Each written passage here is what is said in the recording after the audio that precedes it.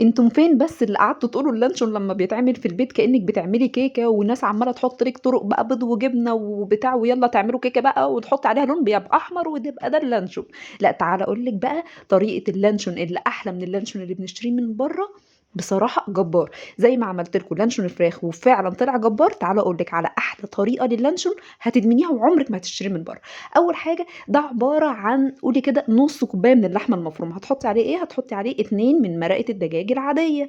هنحط عليهم إيه، هنحط عليهم بيضاية واحدة، ما هو أنا مش باعمل اللانشون عشان خاطر أحط فيه نفس سعر اللانشون اللي برّه، خليكِ ذكية، هتحطّي عليه قطعة جبنة نستون واحدة برضه، مش هاحط بقى يعني 3000 جبنة نستون، ما هي بفلوس أروح أعمل للعيال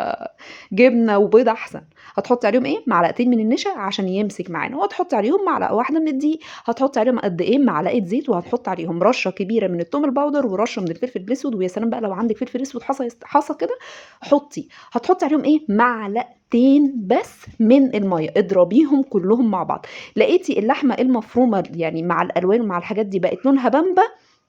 عايزة تغمّقي اللون زي حالاتي كده، هتحطّي عليهم لون جل، حطيت نقطة بس طلعت كتير أوي. بعد ما اتفرم معايا هتجيبي الstretch أو هتجيبي الكوبايات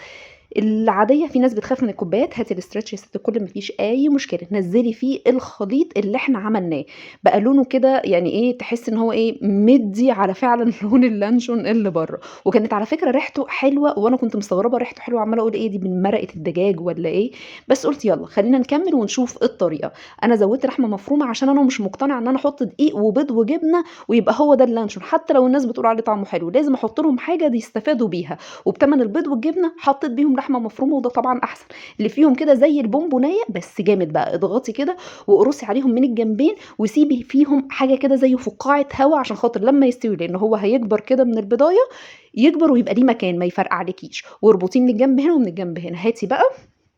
ورق فويل عشان نقفّله، الناس اللي عادي اللي ما بتخافش إنها تحطه في كوبايات، ادهني الكوباية زيت وحطيه واقتصدي بقى من الفويل والحاجات دي،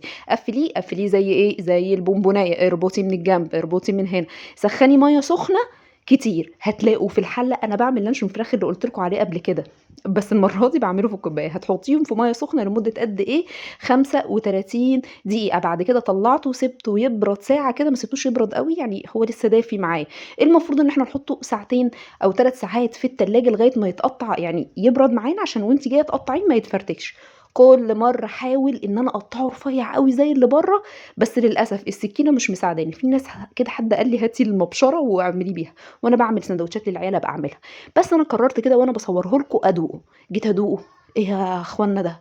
ده مش عيش وبيض وجبنة زي ما هُم اللي بيقولوا، ده لانشون بجد وأحلى من اللانشون اللي برّه. الناس اللي زي حالاتي اللي بتحب البروبيف وبتحب يعني طعم البروبيف واللانشون قريب طبعًا من طعم البروبيف، هو ده mix بين اللانشون وبين البروبيف، بس اللانشون النضيف مش اللانشون اللي إحنا بنجيبه ونرميه للقطط ده وإحنا بنعتبر نفسنا قطة، لأ ده اللانشون النضيف وبين البروبيف. آية فاروق وابعتوا لي التطبيقات.